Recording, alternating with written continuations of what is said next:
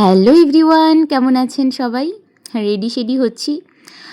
আমরা আসলে আজকে যাচ্ছি নীল ঠাকুরের স্নান যাত্রাতে। আসলে আমি আপনাদের সঙ্গে নীল পুজোর ভ্লগ শেয়ার করব, তবে 2-3 দিন ধরে পুজো হয় তো বড় ভ্লগ হয়ে যাবে, আর অনেক রিচুয়ালস আছে, তাই একটা পার্টে তো আপনাদের সাথে শেয়ার করতে পারবো না, তাই 2-3টে পার্ট হবে। তবে কথা দিচ্ছি, এই পার্টগুলো যদি আপনারা দেখেন, বাংলার কোর সংস্কৃতি সম্পর্কে আপনারা কিন্তু অনেক কিছুই জানতে পারবেন। আর এই পুজোটা বেশ ইন্টারেস্টিং, জানেন তো? আচ্ছা, চলুন নীল দেবতাকে তার সঙ্গে আগে আপনাদের সঙ্গে পরিচিত করাই। নীল ঠাকুর হচ্ছেন মহাদেব ঠাকুরেরই একটা রূপ। এই নীল পুজোতে বেসিক্যালি মহাদেব ঠাকুরের পুজোই করা হয়, এবং এই পুজোতে ভগবান শিব পাটবান রূপে পুজো গ্রহণ করেন। এখানে বেদ দেখতে পাচ্ছেন, পাট ঠাকুর আছে, সব কিছুকে মুড়িয়ে এই সন্ন্যাসীরা নিয়ে চলেছে স্নান করাতে। আজকে পুজোর প্রথম দিন, আর এই যে দেখতে পাচ্ছেন গলায় রুদ্রাক্ষধারী, একদম খালি গায়ে লাল গামছা পরিহিত যেসব ছেলে পেলে, এই দামাল ছেলের দলেরা আসলে সন্ন্যাস গ্রহণ করেছে। মানে যে কটা দিন পুজো চলবে সেই কটা দিন তারা হবিষান্ন গ্রহণ করবে, সংযম করবে, করে কঠোরভাবে পুজোর নিয়ম পালন করবে। আচ্ছা, গল্প করতে করতে আমরা নদীর ধারে চলেই আসলাম, তাই না? আগে আসলে পদ্মা বড়ই ছিল, কিন্তু এখন তো আমাদের মহান কার্যের কারণে পদ্মা নিজেকে সংকুচিত করে ফেলেছে। এই যে যেতে যেতে যে ঝর্ণাখানা দেখলেন, এটা হচ্ছে আমাদের রাজশাহীরই মানবসৃষ্ট ঝর্ণা, যেটা বেসিক্যালি ড্রেনের জল। দেখতে বেশ লাগছে, কিন্তু গন্ধে আপনারা আর ওখানে টিকতে পারবেন না, এটুকু বলাই যায়। এই যে আমরা চরের ভেতরে চলে এসেছি, চরের ভেতর দিয়ে পদ্মাতে যেতে হবে, কারণ বললাম পদ্মা নদী ছোট হয়ে গিয়েছে।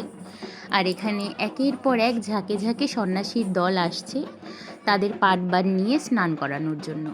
বেসিক্যালি নীল পুজোতে অনেক নিয়ম হয় আর অনেক তন্ত্রমন্ত্রের রিচুয়াল থাকে, এই কারণেই এই পুজোটাকে আরও বেশি ইন্টারেস্টিং লাগে, কারণ ঘরোয়া পুজোর মতো তো এই পুজো নয়, আর বাড়িতেও এই পুজো হয় না। আচ্ছা দেখুন, পরন্তু বিকেলে কি সুন্দর লাগছে পদ্মার ধার, যেন জলগুলোই সোনা পড়ে চিকচিক করছে, তাই না? আসলে আমি বলছি এমন, কিন্তু আপনারা যদি কখনো পরন্তু বিকেলে নদীর ধারে যান, দেখবেন মনটাই কেমন ফুরফুরে হয়ে গেছে। আচ্ছা, প্রকৃতির কথা বাদ দিই, এইবার ধর্মীয় কথা বলি। পাটবান নিয়ে এসে সন্ন্যাসীরা প্রথমেই পাটবান সহ নিজেরা স্নান করলেন, কারণ প্রথমেই তো শুদ্ধ হতে হবে, প্রত্যেকটা ধর্মেরই তো আচার বিচার বলে কিছু থাকে। এই কারণেই সমস্ত সন্ন্যাসীরা প্রথমেই অবগাহন করে নিলেন। তারপর পদ্মার তীরে নীল ঠাকুরকে বসানো হলো।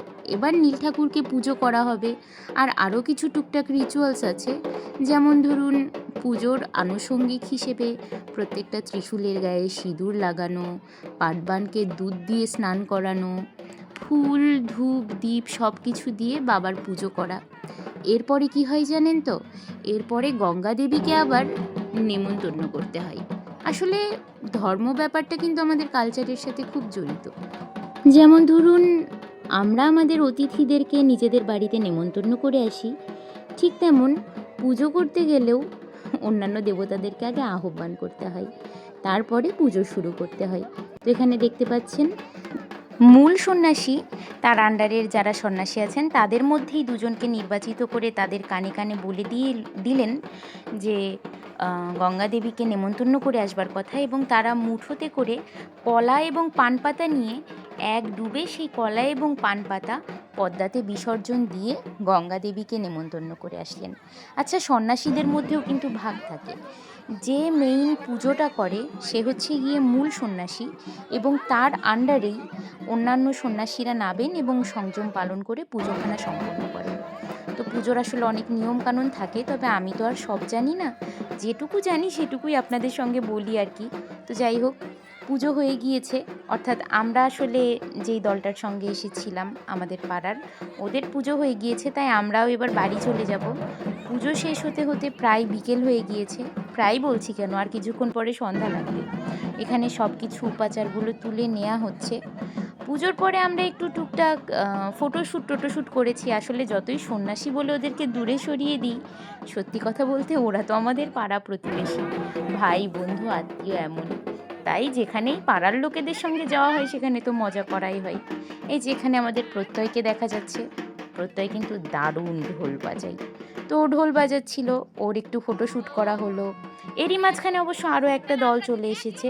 যদিও আমাদের পুজো শেষ হয়েছে পড়ন্ত বিকেলেই, কিন্তু আমি শুনেছি এই পুজোর নাকি মেইন স্ট্রিক্ট নিয়ম যদি ফলো করা হয় তাহলে সেটা হচ্ছে সন্ধেবেলার পরেই শিবের যে পুজো মানে শিবের যে স্নান সেই স্নানটা করাতে হয়।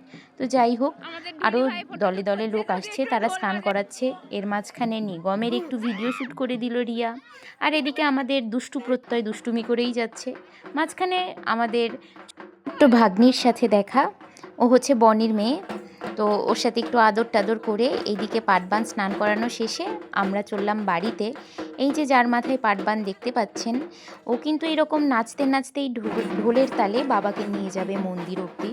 যদিও দেখে মনে হচ্ছে তেমন কিছুই না, বাট বিশ্বাস করুন পিচের রাস্তাতে এইভাবে গোটা রাস্তা নাচতে নাচতে আসা ইজ সো ডিফিকাল্ট।